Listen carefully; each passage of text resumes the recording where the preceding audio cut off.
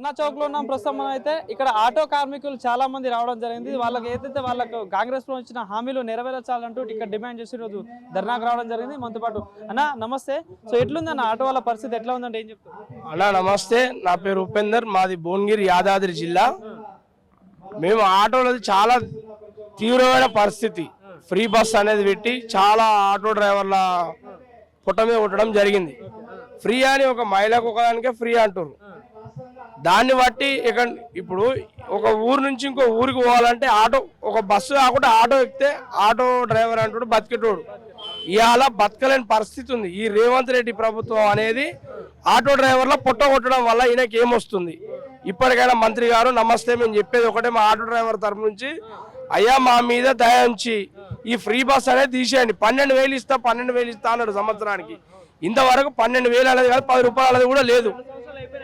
ఇప్పటికి 3 సంవత్సరాలు అయిపోతుంది, 2 సంవత్సరాలు అయిపోతుంది, 3వ సంవత్సరం రన్నింగ్ అవుతుంది. ఇంతవరకు ఒక ఆటో మా భువనగిరి యాదాద్రి జిల్లాలో మినిమం ఒక 78 మంది ఆత్మహత్యలు చేసుకోవడం జరిగింది ఆటో డ్రైవర్లు.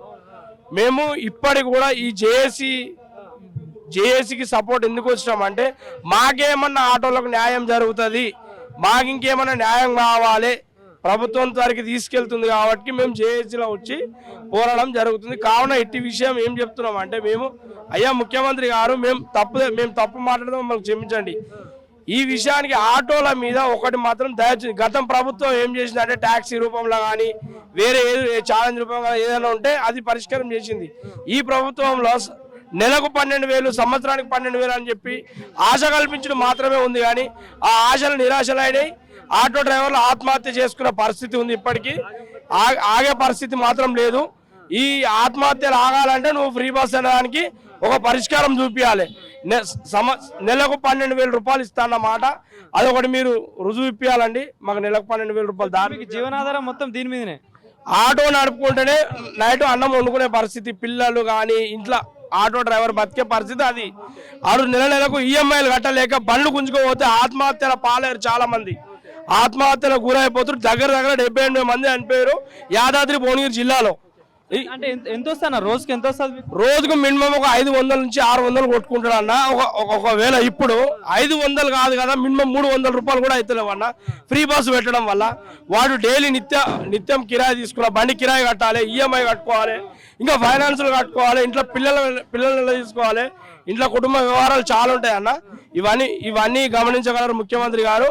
దయతలిచి మా ఆటో డ్రైవర్ల మీద ఒకసారి మీరు నిఘా పెట్టండి. కాకపోతే మేము చెప్పేది ఏంటంటే, ఈ సందర్భంలో అయ్యానే చెప్తున్నాం సార్ ముఖ్యమంత్రి గారు, ఈ విషయంలో మేము ఒకటే నిర్ణయించుకున్నాం, మాకు ఫ్రీ బస్ అనేదానికి ఒక పరిష్కారం మీరు ఆలోచించండి. ఆటో డ్రైవర్ నెలకు 12,000 రూపాయలు ఇస్తున్నారు కదా, అదొక పరిష్కారం దారి చూపించండి.